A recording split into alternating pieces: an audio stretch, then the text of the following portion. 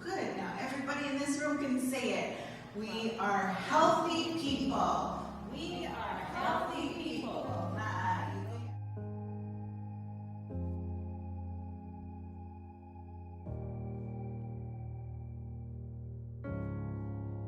For centuries, our people lived successfully on our land. In spring, summer, and fall, we gathered food and medicines, hunted and fished. We dried and smoked food to sustain us through the winter, and enjoyed long evenings of storytelling, which ensured all learned our history, values, and traditions. Then the Europeans arrived. We were generous in the early years of contact with them, sharing our knowledge and goods to help them survive on our lands. But within a few decades, changes occurred that stripped us of our dignity, resulting in profound pain from which we're still healing. We were decimated by diseases which took many of our precious elders, who are knowledge keepers for our way of life.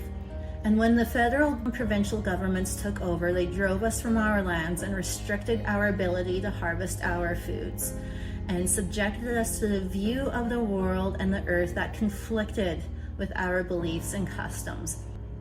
They controlled all aspects of our lives, our social structures, our education, and our health. The racist, dehumanizing Indian policies and legislation enacted by governments dramatically diminish our traditions, our language, our rights, and all aspects of our way of life, while alienating us from our lands. They stripped us of our dignity, resulting in a profound pain from which we're still healing. Yeah, I grew up in Chuchua, and as a young person was a witness to a lot of the negative effects of addictions. I guess low self-esteem. There was violence. There was a lot of drinking, alcohol mainly, and it was really had a destructive impact on the community and on the families. But as I grew up, there was certainly was aware of the development of groups within the community that were really intent on making the place a better place for us. There was a group called the Redstone Society for women that came together and sponsored community events and dinners and activities of all different kinds involving culture and recreation. So it was, and that was a real positive impact.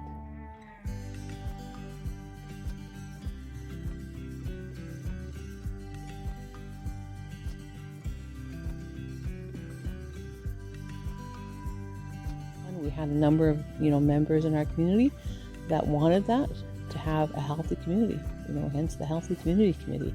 And we had individuals that go out and patrol at nighttime, to see if there's different things going on at night, people driving around, whether it's drinking or driving, or, just trying to find, different ways to support the community.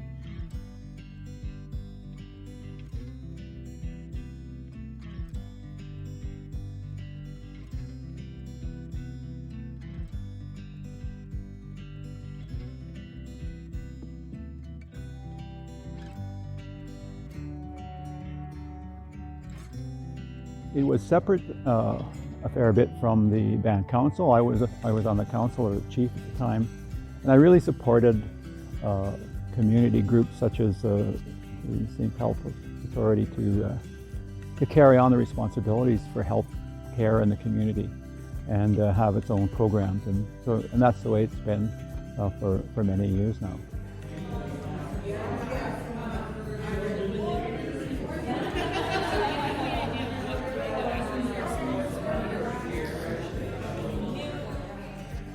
You might call them formal, they're not. Actually, they're very direct instructions to us as a health board, right? This is what we want to see. So the health board will come up with our health manager and say, okay, let's take each one of these and say, all right, this is what we see people want. How can we develop a program to fit into this need we want? We'll come up with something and we'll talk about it. We'll hash it out, because everything at the health board, All decisions are consensus-based.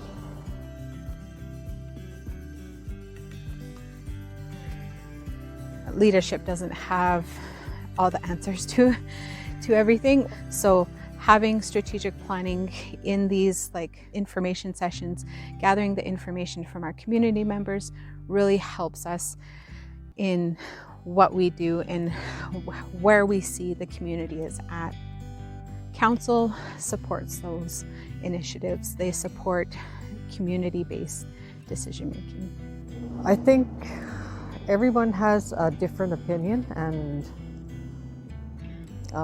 being heard from different people and elders and the youth too. Youth is important because that's where they're going to be our future leaders. I think it's getting more ideas in working with the people and what they want, rather than us telling them what they should have, because a lot of times that's what the governments do.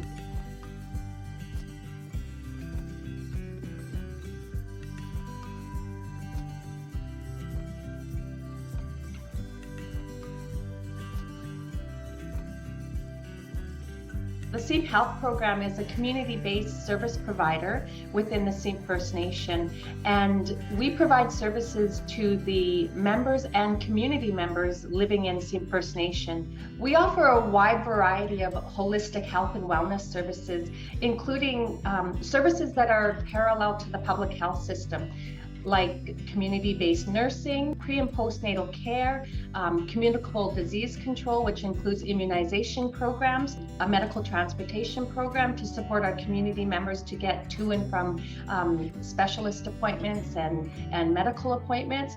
We also have a wellness program that incorporates community activities and also supports individuals who want to go for treatment services. So we have a treatment program that provides aftercare support and follow-up.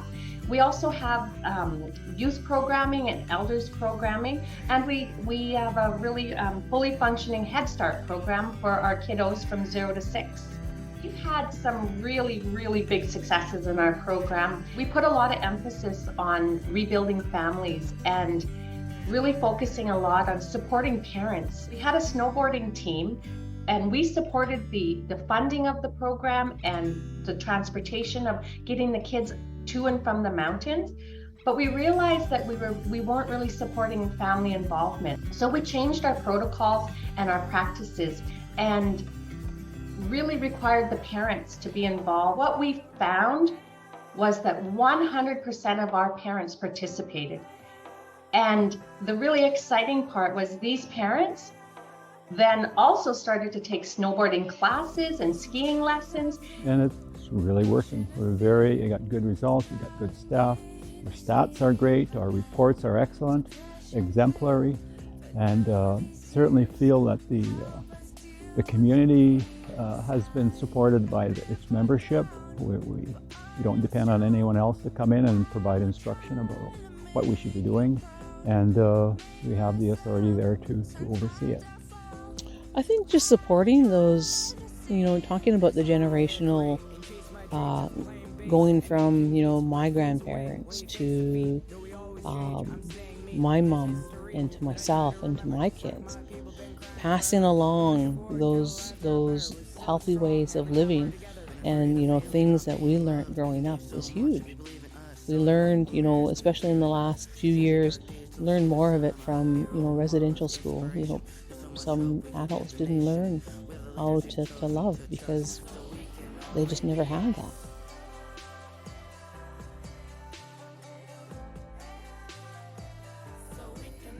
The current process is a delegated model. So we have delegated responsibilities and authorities from the federal government and from the BC First Nations Health Authority. In the future, we're looking for independent, autonomous kinds of arrangements so that we're not being delegated authority and responsibility, but our responsibility will come from our inherent right to self-determination and self-governance. And we set the rules and decide on how those rules are going to be implemented. growing up and learning more about the intergenerational traumas, seeing why things were they were, and knowing that that my children will never have to experience those things.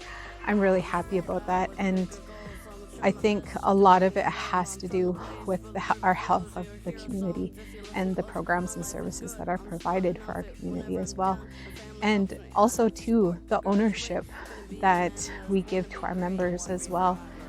Well, I envision a community that's just really striding forward with, the heads held high, getting and I see it with our young people now, they are really starting to get an appreciation for who they are. Hear those different voices from our elders in the back of our mind when we're moving forward because of the teachings that they shared with us. There's nothing that we can't do. There's absolutely nothing that we can't do.